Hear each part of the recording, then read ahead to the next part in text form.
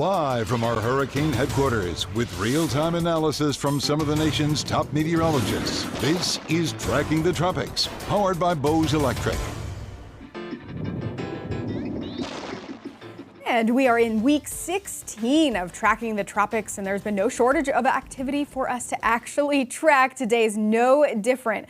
We still have Hurricane Nigel and two possible areas of development, including an area off the east coast of the United States. We have a lot of people here joining us on this week's episode. Rebecca, I'll let you take it away. Yes, we're so excited for you to join us here on Tracking the Tropics. Of course, just above me is Chief Meteorologist Jeff Berardelli joining us, special guest for Tracking the Tropics. He's got some really cool information about a new study that WFLA partnered with, and so we'll get to that in just a minute. And we also wanted to give a big warm welcome to Chief Meteorologist Wes Hohenstein. Thanks for joining us, Wes. Hey guys, all's good up in North Carolina for now.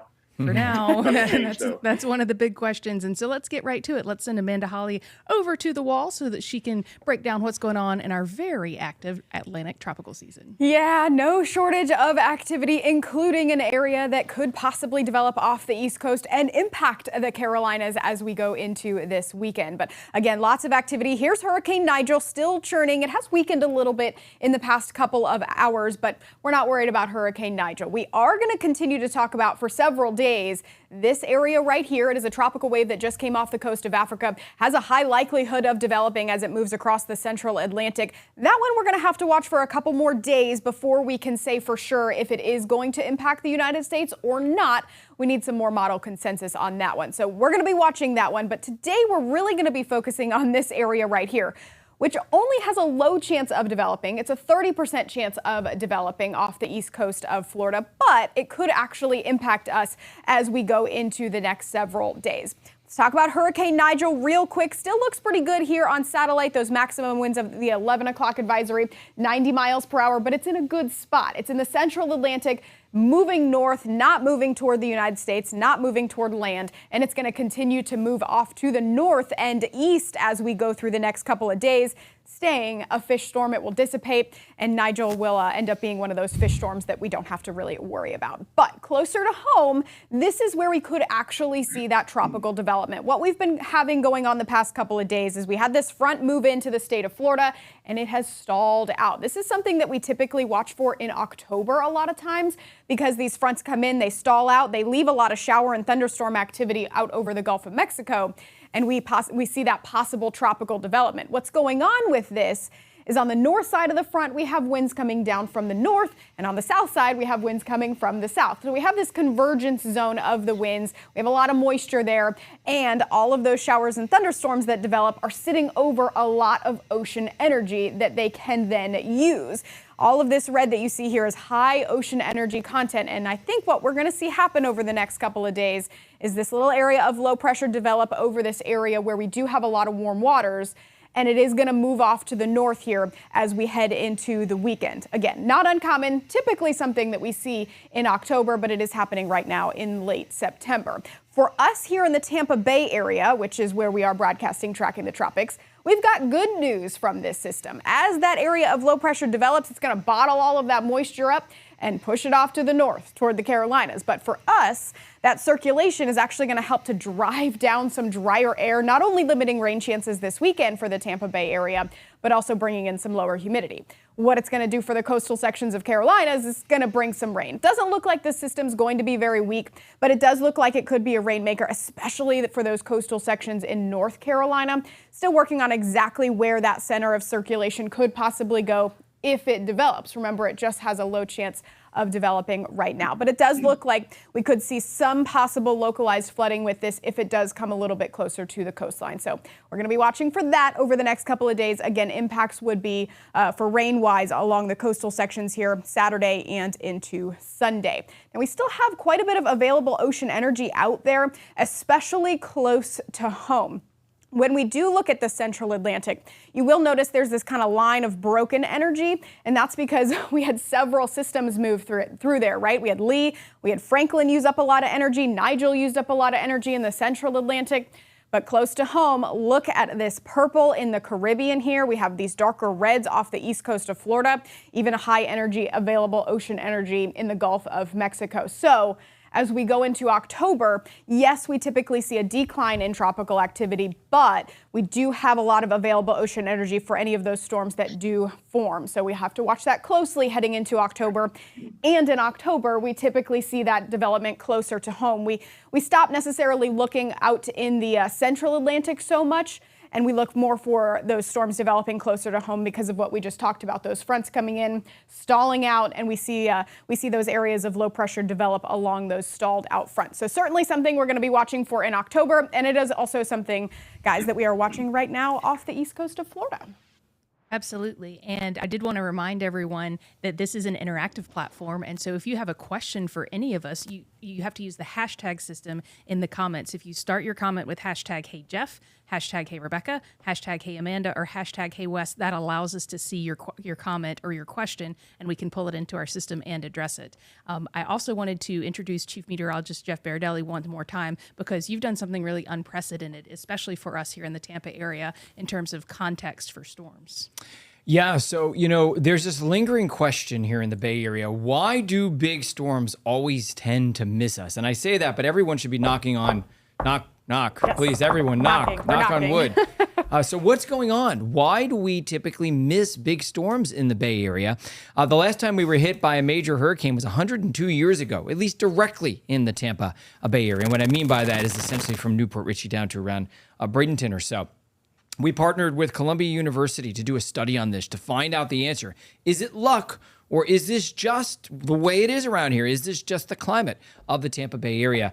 And so that what you're looking at, that animation right there, is the CHAS model. It is the Columbia Hazard Model. It's one of only a couple of institutions and models in the world that can do what we needed to do, which is simulate millions of hurricanes. So that's what we did. We simulated millions, 1.9 million hurricanes in the Atlantic Ocean using the climate of the past 70 years or so to get an idea of if we've been lucky in the Bay Area or if this is just the climate. And what's the reason for that? Well, the reason for that is that here in the Bay Area, we only have about 150, 200 years of reliable records, and that's pretty much the case everywhere, right?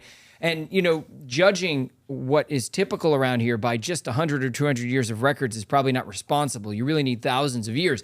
Well, we don't have thousands of years, but we can try to recreate thousands of years, if not hundreds of thousands of years, with a computer model, and that's exactly what we did with the Columbia University study. So, one of the questions is also what you see on the screen here, which is, over the past, I think it's 7 years, we've had 8 major hurricane strikes in the Gulf of Mexico. So that's going to be the focus, I think, of our next study, which is our climate changing? We know it's changing, but are those changes in climate going to mean, more chances of storms in the Bay Area or less? Okay, so with all that said, Amanda, if you can put the study area graphic back up. You had it up there a second ago. I want to address it. So here's what we did. Columbia University, we had 6 people on the team working on this, 2 professors and 4 grad students. We'll show them in a second. They devised 3 study areas and then a bigger study area. The 3 study areas, New Orleans, Tampa, and Miami, essentially 150-kilometer radius from the city centers. And then we compared the relative vulnerability of each one of these areas. We all know that New Orleans gets struck by hurricanes more often. We all know that Miami gets struck by hurricanes more often than the Tampa Bay area, but we wanted to kind of quantify that.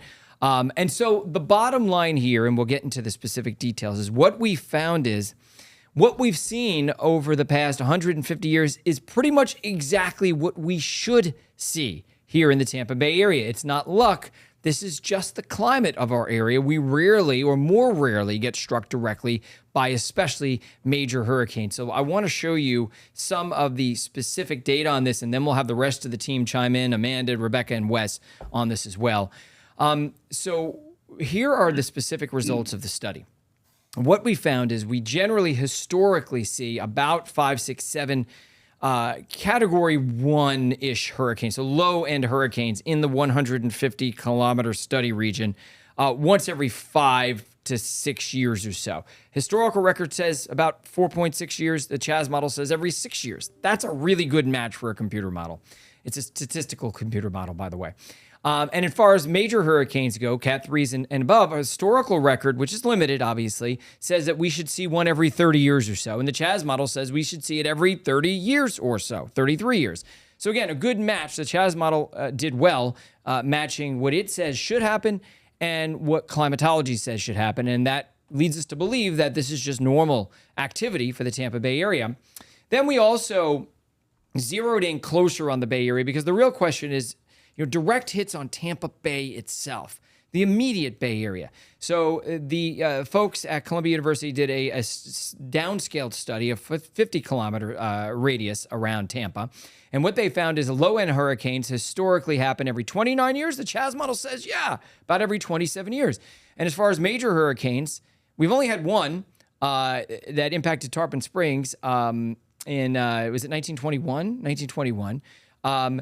And so the historical record says we only see one of those major hurricanes hit that 50-kilometer radius every 173 years. Chas model says it should happen about once every 170 years. So the bottom line is that the study says, and it took us 3 months to do this study and a lot of resources and a lot of people were involved in this. The Chas model says that what we've seen is exactly what we should see around the Tampa Bay area, that it's not luck, that this is just the climatology of the Bay Area. So I think what I'd like to do, Amanda, is bring in everybody, and we can also bring up the reason for this, which is the prevailing wind flow. This is something that's not foreign to us. We know exactly why we get hit less often in the Bay Area. We didn't need a study for this, but we just wanted to know if we've been a little bit more lucky than normal. And it turns out that this is just the climatology here. We know that already, right? Generally speaking, storms will hit the East Coast before October or really in middle of September and before that.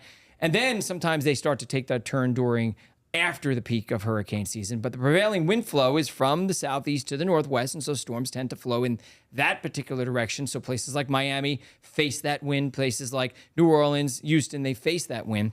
We do not face that wind. So with all that said, I said a lot, and I want to kind of open it up to discussion with everybody. So I just want to make sure I understand fully here. Mm-hmm. The model, you put the historical data of every storm that we've ever had in the Gulf Coast, or is it every storm that's ever been in the Atlantic? The climate data, so we did a historical analysis, and we did a model analysis. Right. So the historical analysis is just based upon the National Hurricane Historical Data Record, which goes back to 1850. So that's all we have, because before that, it's kind of unreliable to some degree records. Then we also did a model study in which we used ERA 5 data. So basically European. So when I say European, like the European model, we used their data to establish the climate of each month going back to 1950. So we use the climate of the past 70 years and then use the Chas model to just simulate hundreds of thousands of years worth of storms. Got it. Over and over again using the climate of the last 70 or so years.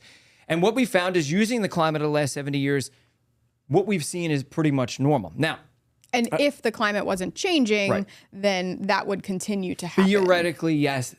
On average, if you average it over the course of thousands of years, what we've seen over the last 100 years or so is what we should get. Continue to happen. The problem is the climate is really changing. And we've seen that over the past couple of years with just like the amount of storms, the stronger storms that we've had impact the United States. Exactly. And that's going to be that we're going to do the next study on. We've already talked to Columbia. We're working on the details. We hope that we can get it done. But it's a necessary thing because over the past 2 decades especially, and really over the past decade especially, not only have water temperatures warmed, but steering currents seem to be changing as well.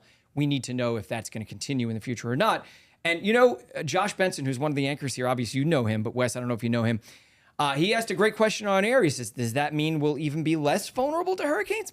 Yeah, it's conceivable. It's possible that climate change may mean we are less vulnerable to hurricanes here specifically in the Bay Area.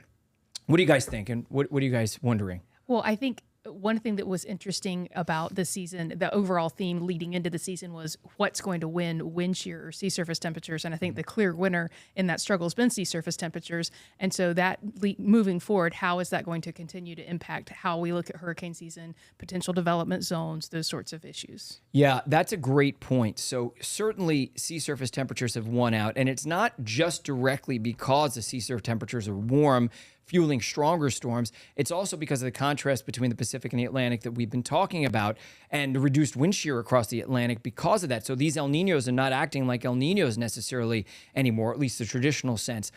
But a study came out in April, and it was an important study showing that starting now and into the future, the prevailing wind flow across the United States and into the Caribbean is going to be such that it's going to steer more storms into the southeast coast and also into the Gulf of Mexico. Are we already seeing that? That is the question, right? Because over the past 7 years, we've had 8 major hurricanes that have made landfall in the Gulf of Mexico. And one of the things that was pointed out by Andy Hazelton, I don't know if you saw it on Twitter, he's an expert at AOML, so basically he's a hurricane modeler. And he said over the past several years, all these hurricanes seem to be getting assistance by dips in the jet stream. Dips in the jet stream will come down right to the Gulf Coast, and they will help to embolden these storms right when they're making landfall for rapid intensification. So is that something that's going to continue to happen in the future? We need to do a study on that to see if our vulnerability is going to change. Yeah, I guess. Talking about. Go ahead, Wes. I was going to ask what your thoughts were. So talking about vulnerability, that's the one thing that's jumping out to me. What's good news maybe for the Tampa area is bad news for Texas, Louisiana, all the way over to the Panhandle. But the longer a major area like Tampa goes without a major storm, that's more people moving in. That's more people that forget what to do when a storm comes. So I'm curious, sociology-wise, what are the long-term impacts? Everyone's like, hey, we're good to go in Tampa. And then all of a sudden, whenever one does come along, is that storm going to be worse for the area impact-wise?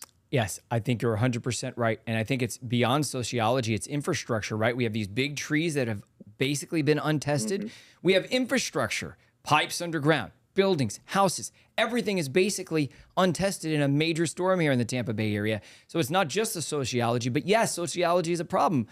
I've had many people, and even some people in the news business, who've said to me, this is headed towards Panama City. This is going towards the Panhandle. Why? Because it seems like most storms go towards the Panhandle.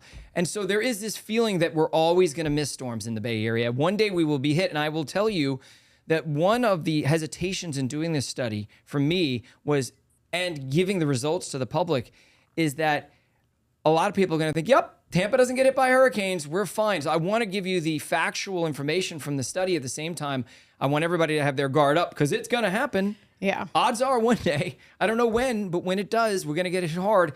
And the population here has exploded. Wes is right. There's a lot of people who don't know anything about hurricanes that live here anymore because they're just not from Florida. And we have untested infrastructure. So it is a concern. So I have a question about the study. You picked New Orleans and Miami to compare to Tampa Bay. Why did you pick those locations? And did you think about doing anything anywhere else? So those locations were really picked by Columbia University and the students there. I thought it would be important to show relativity, to show one area relative to another area.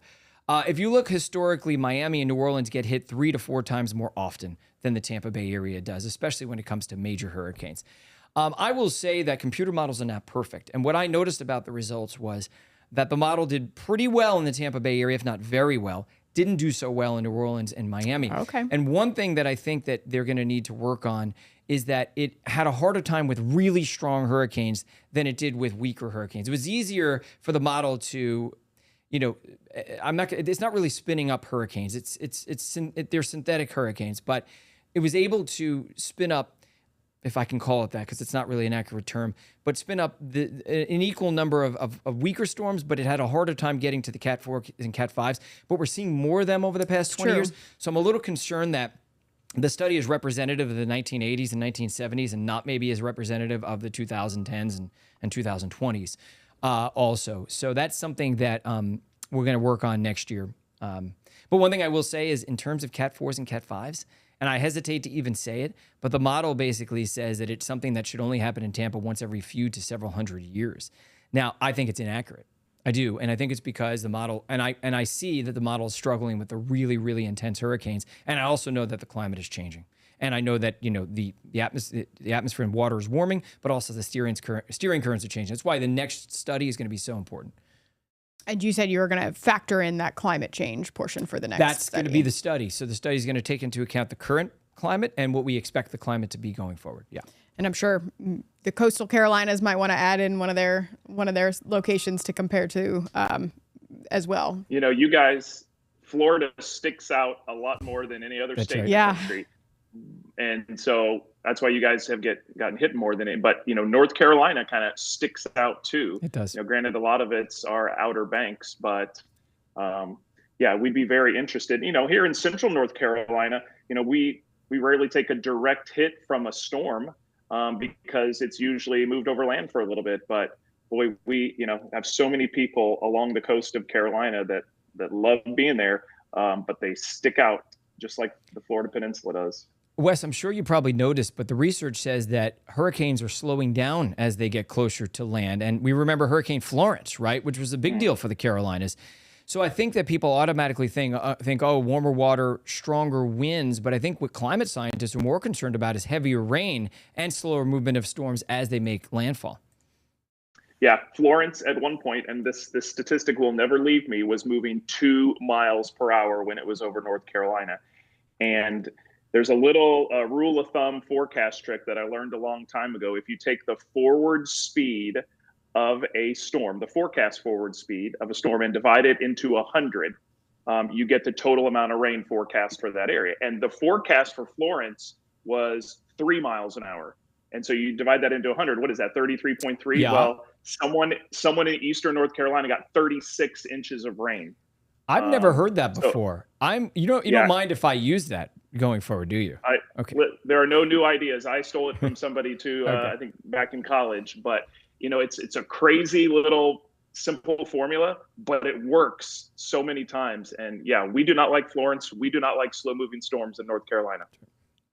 I can attest to that, Wes. I was in Myrtle Beach, South Carolina when Florence came through, and it was every bit of 72 hours of that storm as it was crawling through the state. It didn't just crawl either. It came onshore, went south, then dipped back to the north, and yes, dumped every bit of 3 feet of rain. And Amanda didn't sleep for 3 days. I did not. No, didn't. And if I did, it was at the station. Right, of course. And then afterward, we dealt with the tornadoes. But yeah, the flooding was significant with Florence. And that was, it was supposed to be a strong storm moving onshore. It weakened as it approached, but the flooding ended up being the way bigger issue. Mm-hmm. And I'm going to interrupt this really quickly just because we do have some great questions coming in. Yeah. And so I'm going to go ahead and launch our first question. And so remember, you can ask us questions, make comments by using a hashtag. And so if you use hashtag Hey Jeff, hashtag Hey Amanda, or hashtag Hey Wes, even hashtag Hey Rebecca, that allows us to see your comments and pull them into this one. And this one's directed at Amanda. Hey Amanda, how did the storms form off of the coast of Africa if Saharan dust tears hurricanes apart? Yeah, so we haven't seen a lot of Saharan dust lately. There is still a little bit of dry air off to the north of where these tropical waves are coming off the coast, but that did inhibit development for several weeks of the year. Remember, the Saharan dust this year was kind of late to arrive, and then we got a lot of it, and then it kind of tapered off. But it did inhibit some development out there. Now with Idalia and that storm that came, didn't come from the coast of Africa. It was one of those storms that kind of developed off of the showers and thunderstorms near Central America. So, we always hope for that Saharan air layer to come out and kind of squash the development of the storms because it's dry air. Usually there's some wind shear associated with it. So we saw it a little bit this year, but again, those warm sea surface temperatures have just kind of won out, and it's really helped to fuel those tropical waves that have come off the coast. And this is an easy one, so I'm going to take it, even though it says hashtag Hey Amanda. And the question is, what is the name of the new hurricane that's coming? And so the name after Nigel is Ophelia. And so that's the next one on the list. And so that is, unfortunately, we're probably going to get through many of the names on the list this year. It's certainly proving to be an active season, even if most of them are fish storms. And then there's another question coming in, and we'll just throw this one out to the group. Even though it's specifically directed towards Amanda, is there anything trying to develop on the west coast of Florida? No, not right now. And we hope it stays that way. But no, there's nothing out there. In fact, we are an exporter and Wes is an importer. Yeah. We are sending our tropical stuff your way this weekend. And in exchange, you are sending us a nice crisp fall weekend here in the Bay Area. And by fall, I mean 88 or 89 degrees. Yes, not 90. This is a bad trade for us, to use a sports term. A couple months ago, we had some wild statistic here in North Carolina. We had made it through about 6 months of the year, and every weekend but 3 of them had rain. So we have had a lot of rain this year up in North Carolina on our weekends. And this is another weekend where we got more rain coming. Now, this is going to be a little more significant because of this tropical, non-tropical, nor'easter, southeaster, low pressure, whatever you want to call it a unicorn. But it's bringing us rain. And yeah, the trade-off is you guys are getting this awesome front and northerly flow that we've had this week. But the tails are about to turn. Wes, do you want to talk about your forecast a little bit for the Carolinas, how much rain you're kind of looking at, maybe talk to your viewers a little bit about wind speeds possibly? I know we don't anticipate it growing very large, but might want to just see what you're expecting. Yeah, everyone's getting caught up. Is it going to be Ophelia? Is it going to be Philippe? Is it going to be tropical? What do you mean it's not going to be tropical? And why do we have rain? It's just an area of low pressure. And whether it's, a nor'easter in the winter or a low pressure with a cold front coming through or a low pressure that's a hurricane, low pressures usually bring bad weather. And that's what's going to head our way. And it's a tale as old as time. It's the American model versus the European model. In the last 72 hours, the solutions have been vastly different, and that's not good for meteorologists trying to forecast where this is going to go. So there's still a lot of uncertainty. The GFS was more aggressive, getting it here to the Carolinas sooner, making it a little stronger. And then the European was a little weaker, keeping it out over water, not getting here as fast. So that leaves us still kind of in a wait and see mode. But it looks like Friday, Saturday, and Sunday up here in the Carolinas are going to be wet with some places along the coast, maybe getting up to 4 inches. Interior parts of the Carolinas, maybe only 1 or 2 inches. This is a situation, the farther west you go, the better your weather is going to be. The farther east you go, the worse it's going to be. And then there's, wind Friday, Saturday, and Sunday. We could see gusts 30 to 40 miles per hour. So while we've got some amazing weather right now, it's been a hot September for us. 2 weeks ago, it was 100. Last week, we had a bunch of 90s. This week, we finally get some comfortable weather in the 70s and 80s with low humidity. And that's where the trade's coming. So that's going to go down to you guys, and you're sending that system up to us. But it just looks like it's going to be kind of a yucky weekend up here. A real reminder that it's still very much hurricane season. Yeah, I wasn't happy with Amanda when she showed the ocean heat content to the south of Cuba. I'm like, don't remind me, October is coming here in the Bay Area. We just hope that no storms can take advantage of it. Speaking of, we get to nerd out for a moment. We have a comment from Pamela on KRON. What exactly is and creates ocean energy?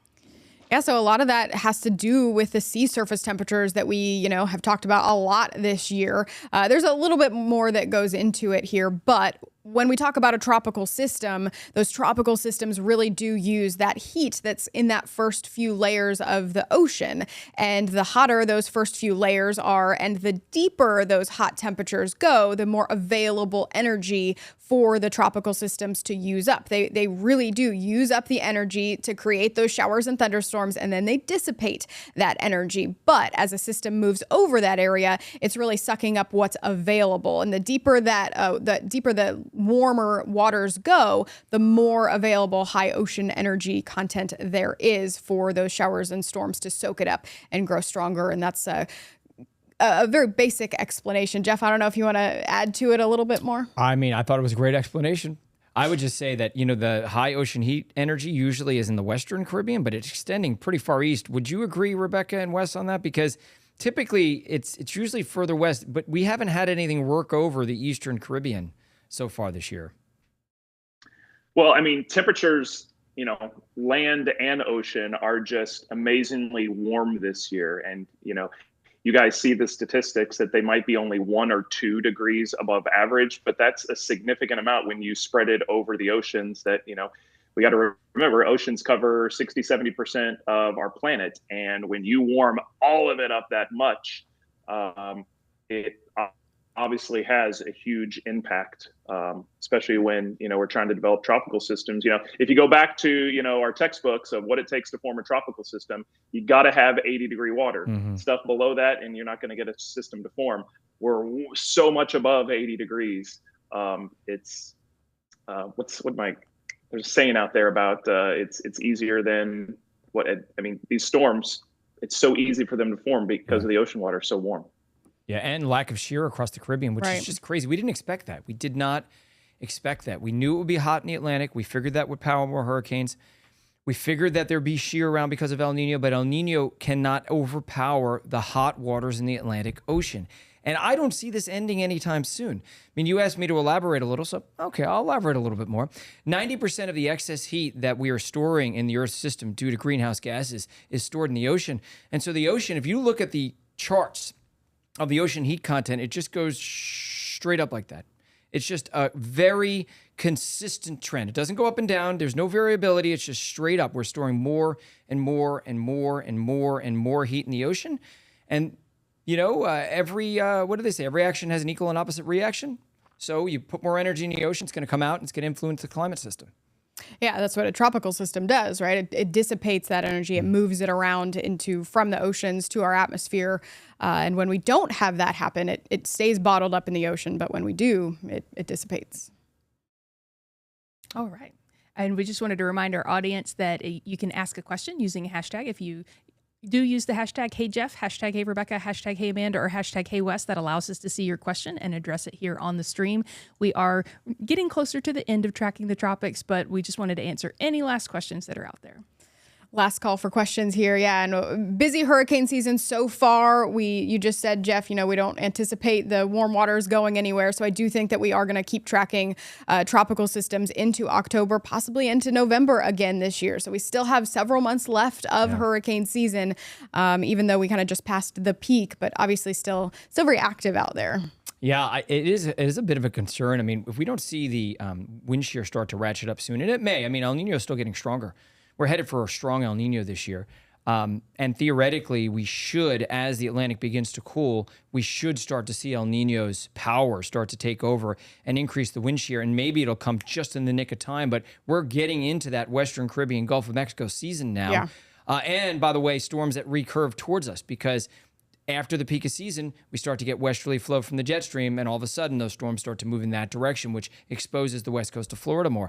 So we can only hope that El Nino ratchets up the wind shear as quickly as possible, or it is problematic that the waters are so warm. And by the way, whatever effect Idalia had, whatever effect Idalia had in terms of cooling the waters in the Eastern Gulf, that is gone. And water temperatures are back 2-3 degrees or more above normal right now. So we could see, those storms moving into the Gulf and using that available ocean energy. That is the question on lots of people's minds. This one just came in. #HeyAmanda. The ones coming off of Africa are more south. Could we be dealing with these storms in 10 to 15 days? Yeah, I talked about that briefly at the very beginning of the stream. That tropical wave that you're seeing coming off the coast right now is a little bit farther to the south. We typically watch those waves that do move a little bit farther to the south because they can stay farther to the south and make it farther west, possibly into the Caribbean there and then into the Gulf, depending on exactly where those steering currents are. Now, most of the longer range forecast models do have this recurving out, but there have been a few outliers that do bring it a little closer to home. So yeah, that's why I said earlier, we will have to watch a few more days to tell for sure where this one's going to go. But if it were to impact the United States, yes, it would be in that 10 to 14 day time frame. Usually as a storm is just coming off the coast, it does take about that 10 to 14 days to get to us. So something we'll watch. We're going to probably talk about it next week on Tracking the Tropics. Of course, we're live every Wednesday with those regularly scheduled episodes. And I have a question, and I'm going to pose it to Wes. We had Phil Klotzbach on the stream last week, and that was interesting to hear his insights. But one of the most interesting questions we asked him was your thoughts on this hurricane season. If you had to describe it in just one word, what word would that be and why? Maybe surprising. Coming into the season, we were all excited because upper level wind shear and below average or average to below average and El Nino. And now we've had 10 named storms in the last month. We've lived through the hottest summer on record. All of these historical moments we're passing because of hot temperatures. And we're seeing how that's kind of feeding the tropical season beast. Not to mention that you guys had me on last year and it was a dead season. We had made it through 4 storms. And I think I said on the show last year, Like, how on earth are we going to get to an even average season, let alone an above average season like was forecast? And then boom, the ocean just lit on fire and all these storms form. I mean, we're living through that right now. 10 storms in the last month, and we still have, a month and a half to go in the peak part of the season. So my word would be, surprising. Yeah, and he said unprecedented. Yeah. That was the word he used, because he described this situation where there's this battle, between two Goliaths, the hot water from El Nino and the hot water from the Atlantic. And although I have to give him credit because they recognized that this battle will go on, and they did predict an active season despite the El Nino, knowing that the Atlantic warm water temperatures would probably triumph. And that's exactly what's happening. I was going to say hats off to both NOAA and Colorado State University for that above average season prediction. I mean, early on, I think a lot of meteorologists, me included, were saying, well, how are we going to get there? That wind shear. I mean, we hope it wins out, but it clearly has not this year. Yep. All right. I'm going to send it around to everyone for a final thought. We'll start with Jeff. My final thought is that I just hope that this doesn't continue over the next couple of years. We have to see if what we've seen over the past decade, which is heightened hurricane seasons, and really it's been longer than that now, really 2.5 decades. We just hope we're in an active cycle and that at some point this cycle will end. But I tend to have my doubts that we are in any cycle at all. I think that as long as we continue to warm water temperatures, we're going to continue to see this play out in the Atlantic Ocean at least. Amanda, you're up next. What are your final thoughts? Yeah, I think, Jeff, you touched on it earlier, how we are expecting that strong El Nino to continue to not only stick around, but continue to get stronger heading into the winter season. Something that I'll be watching for is, if those winds end up picking up over the Atlantic, do we see those winds help cool the sea surface temperatures? And then what that looks like going into next season if we do end up seeing a lot of wind shear out over the Atlantic. Also something to keep in mind, too, not really tracking the tropics related, but heading into the storm spring season for us here in the Southeast, we do tend to get a little bit more active, severe weather with a strong El Nino. So something to kind of pay attention to over the next few months, even heading into our winter months. And you're up next, Wes. What are your final thoughts? Well, my final thoughts is a big apology to everyone with beach plans in the Carolinas. So many times this summer, we have had storms that aren't coming for the Carolinas, but they're big and they're bad and they're offshore and they're giving us rough surf. They're giving us rip currents in the Carolinas. We've got that again this weekend. Not only is the surf going to be rough, not only are we going to have rip currents probably, but we're going to add in some strong winds and some rain as we head into this weekend. What's coming from Florida? Probably not going to get a name, probably not going to be a tropical system that we can show you a cone for, but it's going to bring some messy weather Friday, Saturday, and Sunday to North and South Carolina and maybe up farther north in the Atlantic. So be careful. And I'll just share my final thought, and it's a little humorous. I am highly disappointed in the wind shear this season. I was team shear. I was really like, nope, we're going to be fine. I was team shear. So thank you again for joining us, Wes. We love having our guest meteorologist with us. Thank you, Amanda, for driving us at the wall. And thank you, Jeff, for bringing that exciting study our way. I'm going to go ahead and close this out. I appreciate you all, and thanks for watching. Find Tracking the Tropics on these platforms. And for storm updates, the latest models, and helpful resources, visit trackingthetropics.tv.